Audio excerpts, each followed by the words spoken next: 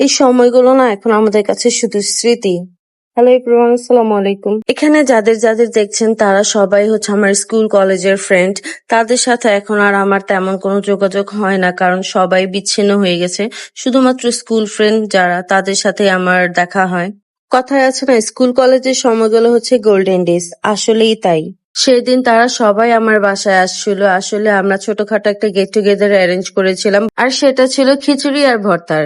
তারা আমাকে আবদার করেছিল ভর্তা খাবে, তাই আমি ভাবলাম কেননা কয়েকটা ভর্তা একসাথে রেডি করে দেন হচ্ছে তাদের সবাইকে ইনভাইট করি। ভর্তা পছন্দ করে না এমন মানুষ হয়তোবা খুব কমই আছে। আর এই যে স্ন্যাক্স গুলো, এগুলো তারা নিয়ে এসেছিল। এই ভিডিওটা অনেক সুন্দর আসছে না? কালার কম্বিনেশন গুলো খুব সুন্দর হয়েছে, একদম পারফেক্ট। এখানে আমাদের মধ্যে একজন ভিডিও করছিল আর আমরা সবাই সাইডে বসেছিলাম।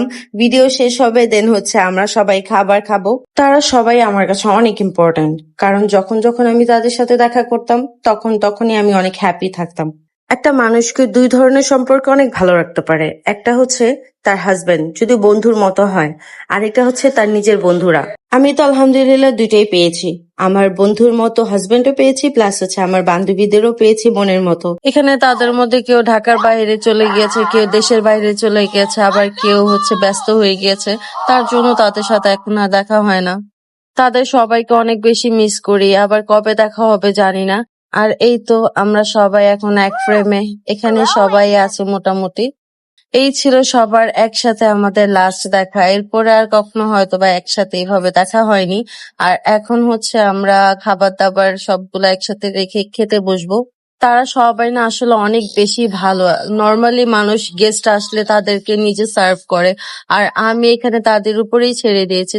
তারা নিজেদের মতো করে নিয়ে নিচ্ছিল এবং হচ্ছে সবাইকে দিচ্ছিল। খাওয়া দাওয়া শেষ করে এখন আমরা সবাই একসাথে গল্প করছিলাম, আড্ডা দিচ্ছিলাম। আমরা আমাদের পুরাতন কথাগুলি, মেমোরিজ গুলা মনে করছিলাম। আমি অনেক হ্যাপি, কারণ আমি এই মোমেন্ট গুলাকে ক্যাপচার করতে পেরেছিলাম। গল্প করতে করতে আমাদের চাটাও রেডি হয়ে যায়। চা ছাড়া তো আসলে কোনো কিছুই কমপ্লিট হয় না।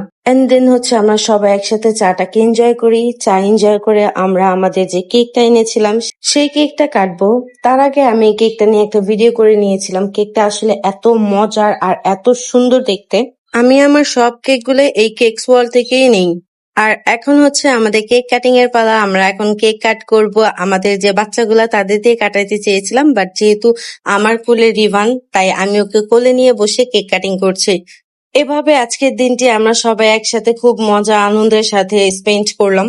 আসলে এভাবে টাইম স্পেন্ড করাটা না আমার কাছে রেস্টুরেন্ট থেকে অনেক বেশি ভালো মনে হয়। আমরা তো আজকে এভাবে আমাদের এই কোয়ালিটি টাইমটা স্পেন্ড করেছি সবাই একসাথে। তোমরা চাইলে তোমাদের বন্ধুদের বা ফ্রেন্ডদের পিকচার আমাদের সাথে শেয়ার করতে পারো কমেন্ট বক্সে। এভাবেই আজকে আমার স্পেশাল দিনটি আমার স্পেশাল মানুষদের সাথে কাটিয়ে ফেললাম, অনেক সুন্দর।